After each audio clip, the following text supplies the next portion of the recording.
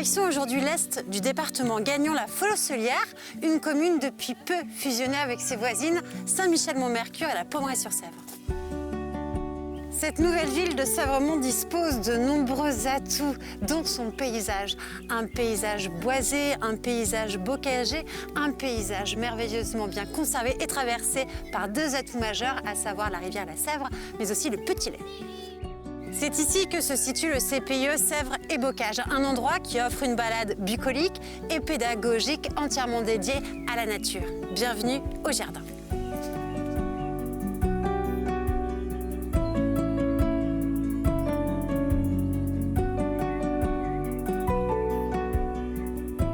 Emmanuel, merci de nous accueillir ici au CPIE. Avec plaisir. Quelle est l'origine de ce site, Emmanuel? Alors c'est des habitants du territoire, plutôt de la commune de la Fosselière au départ, qui au début des années 90 ont cherché à faire un lieu de mémoire et un lieu d'animation autour du patrimoine rural et agricole du territoire. Plutôt au départ un projet à dimension touristique, avec la volonté quand même d'avoir une vraie ambition aussi environnementale. D'accord. C'est à l'initiative de ces bénévoles-là que le site a été racheté par l'ancêtre de la communauté de communes du Pays de Pouzauges, le district, au début des années 90. Et les premières animations ont eu lieu ici, avec l'accord de l'ancien fermier. C'était des marchés de producteurs au début des années 90, donc c'était quand même plutôt assez innovant. Les jardins existaient déjà ou Non. il a fallu tout créer? Alors il n'y avait rien du tout. Il y avait le corps de bâtiment qui était plus ou moins encore debout, donc il y a eu un gros travail de restauration. Et puis la partie jardin s'est développée progressivement avec une première partie, puis une deuxième, dans un champ à vaches tout en pente, sans arbres. Et c'est comme ça que ça a démarré, quoi. Et au départ, les objectifs de ce jardin, c'était replanter ici des espèces anciennes, des légumineuses, des fruits? Voilà, on a une personne, un bénévole, Michel Ouvrard, qui a lancé l'idée de faire un jardin de conservation et de biodiversité légumière. Alors des choses locales ou régionales, et ça a vraiment été la vocation qui a été conservée dans ce jardin-là. Moi, je voulais simplement revenir sur un terme, ce terme CPIE. À partir de quand? Alors c'est arrivé en 2000, l'association, en même temps qu'elle a cherché à développer le projet de site, a développé un projet de territoire, notamment autour de l'éducation à l'environnement. Le cœur des métiers des CPIE, c'est l'éducation à l'environnement, mais aussi l'accompagnement des acteurs d'un territoire sur la transition écologique. Et la particularité des CPIE, c'est que ce sont des associations qui parlent avec tout le monde. On fait beaucoup de médiation, et on essaye de faire bouger les choses en fait en impliquant un maximum de personnes. Donc ça c'est le cœur de notre métier, et beaucoup d'initiatives ont démarré au travers de ce jardin pédagogique pour être portées ensuite sur le territoire. Vous m'amenez jusqu'au potager, Emmanuel? Allons-y. Nous y allons.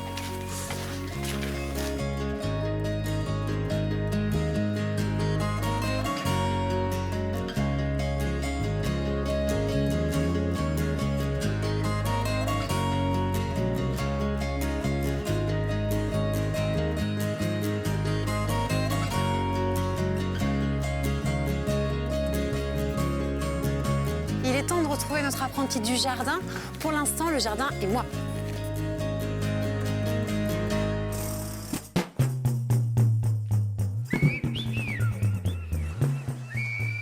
Votre sol est très important.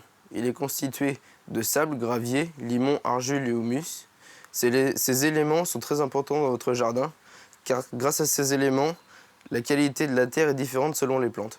Le sol peut être plus ou moins souple vis-à-vis des racines, il peut être perméable ou non selon les retenues d'eau. Ainsi, il peut être plus ou moins riche grâce aux retenues des éléments fins. La texture d'un sol se répartit sous différentes granulométries des composants. Plus les éléments sont fins, plus le sol est compacté, donc moins l'eau circule. Exemple, de l'argile. La majorité des animaux du sol décomposent la matière organique morte. Il existe aussi des insectes qui mangent les plantes et des prédateurs qui régulent ces populations. La faune souterraine peut changer la structure d'un sol. Je vais prendre l'exemple du ver de terre. Par ses actions, il permet un meilleur enracinement des plantes, car il aère un sol, donc il y a une meilleure irrigation dans le sol, il libère les gaz et du coup la terre est plus souple. Pour conclure, je vous conseille de bien connaître son sol pour ensuite y mettre les bons végétaux au bon endroit avec la meilleure terre possible.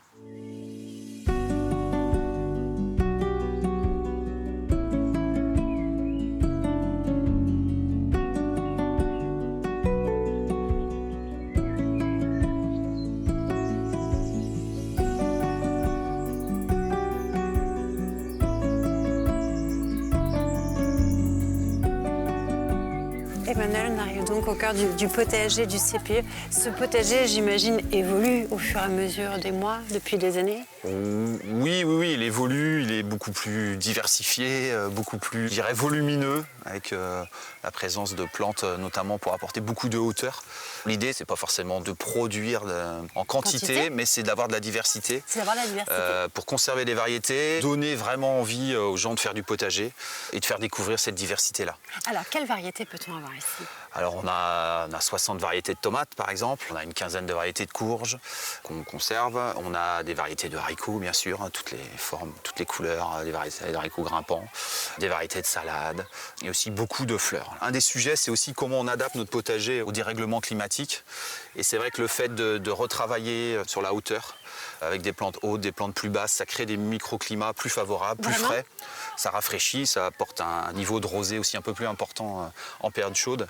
Ça apporte de l'ombrage aussi.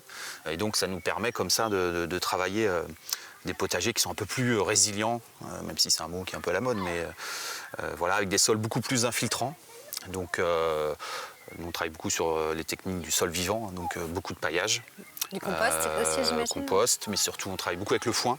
Alors, ce foin va protéger bien évidemment la terre, mais est-ce qu'il va l'alimenter également? Voilà, l'intérêt du foin par rapport à la paille ou par rapport à d'autres paillages, c'est qu'à la fois ça va nourrir rapidement les plantes, les cultures, et ça facilite et ça améliore la fertilité du sol sur le long terme.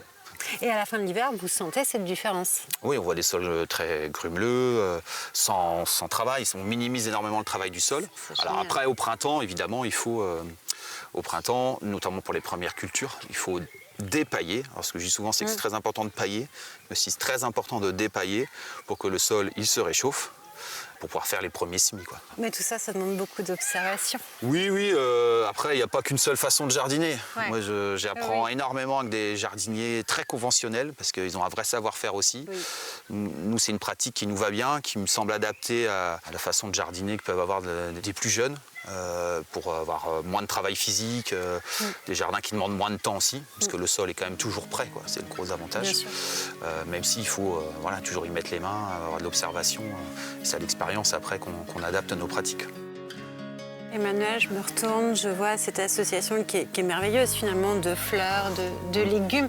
Quelle bonne association! Il n'y a pas de bonne association, de mauvaise association. Je sais que ça fait rêver les gens, je suis désolé, mais c'est vrai qu'il n'y a pas réellement d'impact très très fort en fait.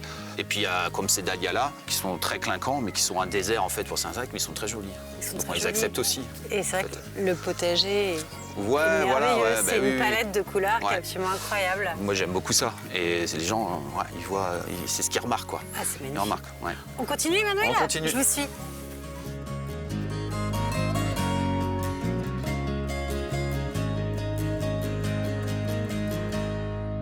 Emmanuel, j'imagine que vous n'êtes pas seul à travailler sur ce jardin. Non, ça serait impossible. Donc on a évidemment toute une implication des bénévoles. Donc on les appelle les bénévoles du jeudi. Donc c'est un petit groupe d'une dizaine de personnes qui se réunit pour nous donner un coup de main pour l'entretien, l'aménagement. Donc c'est à la fois des gens qui sont capables aussi d'apporter leurs pattes sur les pratiques, sur des idées aussi. C'est à la fois des jardiniers, des bricoleurs, mais c'est essentiel pour la vie du jardin. Mais c'est vraiment la convivialité, le temps d'échange qui viennent rechercher. Et puis après, pour d'autres projets aussi pour l'association, les bénévoles, on cherche vraiment à les impliquer. C'est ce qui donne sens au projet social de l'association. On a parlé, Emmanuel, du potager, de l'association et autres. On a parlé aussi des fruits. Est-ce qu'on pourrait aller les voir, justement, ces fruitiers? Et c'est la saison, on va parler un peu de la vigne et de nos cépages locaux. Super, je vous suis. Allons-y.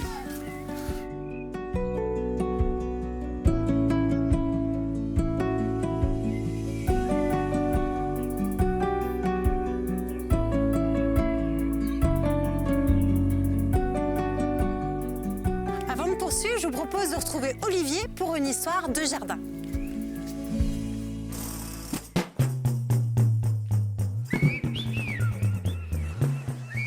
Pour cette nouvelle histoire de jardin, je vous propose d'évoquer le cadastre. Le cadastre est un document à vocation fiscale qui a été voulu par l'administration napoléonienne, qui l'a mis en œuvre dans toute la France à partir de 1807. Dans ses instructions aux géomètres, l'administration prévoit que le géomètre doit s'abstenir de lever et de figurer sur les plans les détails d'agrément des parcs, c'est-à-dire les parterres, les avenues, les allées sablées, les fossés, les bosquets, les rochers, les pièces d'eau, les rivières artificielles, les gazons et toutes sortes d'autres objets d'embellissement. Alors, pourquoi s'intéresser au cadastre s'il ne précise pas ce qu'il y a dans chaque parcelle? C'est intéressant, le cadastre, parce que il faut prendre un petit peu de recul et voir la diversité des parcelles, notamment autour des châteaux. Elles sont dessinées, elles indiquent des grands principes de composition et puis surtout, en plus du plan, il y a des registres qui vont nous donner toutes sortes d'informations sur le nom des propriétaires, la toponymie, le nom de la parcelle, la nature de culture, la surface, la valeur agronomique ou encore le revenu imposable. Et cette analyse du plan et des informations complémentaires permet de se figurer l'environnement des châteaux, notamment au début du 19e siècle. Je vous montre par exemple le cas de l'îlot des Tours à Nalliers, où vous percevez des grandes parcelles fondées selon une trame géométrique de part et d'autre d'un axe de composition et de symétrie, et puis, à proximité du château, un bosquet régulier. C'est la marque d'un grand jardin classique encore visible au début du 19e siècle.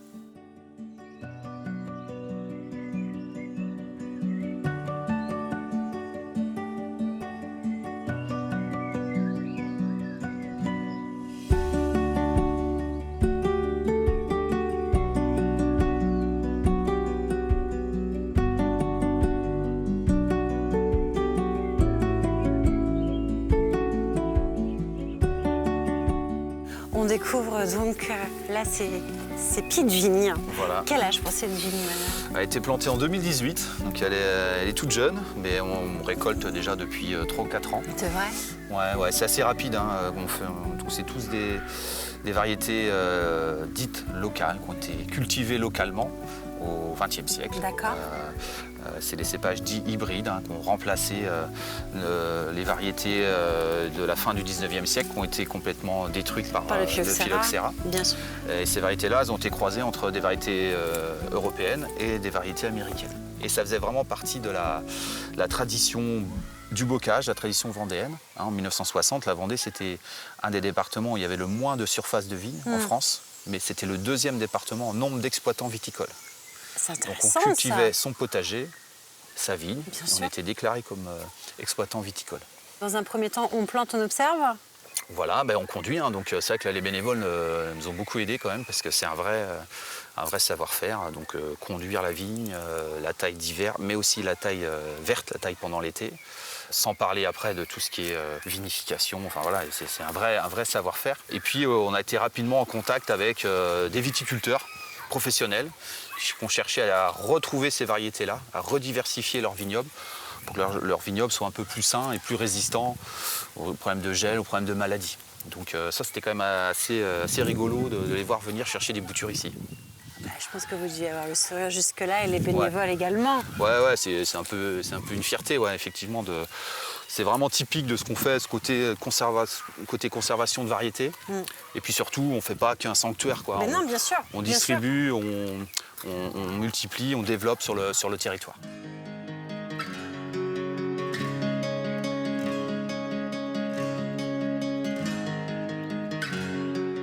Emmanuel, on a vu le CPE d'hier, on voit le CPE d'aujourd'hui et le CPE de demain. C'est un CPE qui continue à jouer son rôle social et à accompagner les acteurs du territoire, notamment sur les enjeux d'aménagement, d'adaptation au dérèglement climatique. Là, ce sujet. C'est un vrai sujet, donc c'est vrai que le jardin nous sert vraiment de boîte à idées sur ces enjeux-là, les questions d'infiltration, les questions d'adaptation au dérèglement climatique par la présence de l'arbre. Ça, c'est un vrai sujet, le choix des espèces. Et donc, vraiment, qu'on continue à pouvoir travailler sur ces sujets-là en étant vraiment très ambitieux. Vous avez, une vraie mission, depuis le départ. Là, la mission de demain sera encore différente, mais tout aussi importante. Merci beaucoup, Emmanuel. Merci à vous. J'espère qu'on pourra venir d'ici les prochaines années. Aucun problème, avec plaisir. Ce sera vraiment un grand plaisir, en tout cas, de vous retrouver C'est ici. gentil. À bientôt. À bientôt. Au revoir. Au revoir.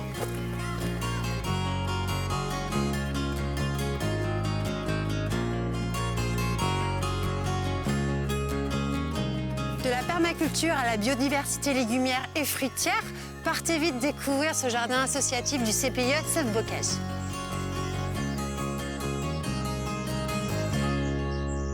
Ouvert à l'année, le CPIE accueille groupes et individuels. Pour une balade du jardin, sachez que son accès est entièrement gratuit. Alors n'hésitez plus, partez vite découvrir cet endroit niché en haut du Haut-Bocage vendéen.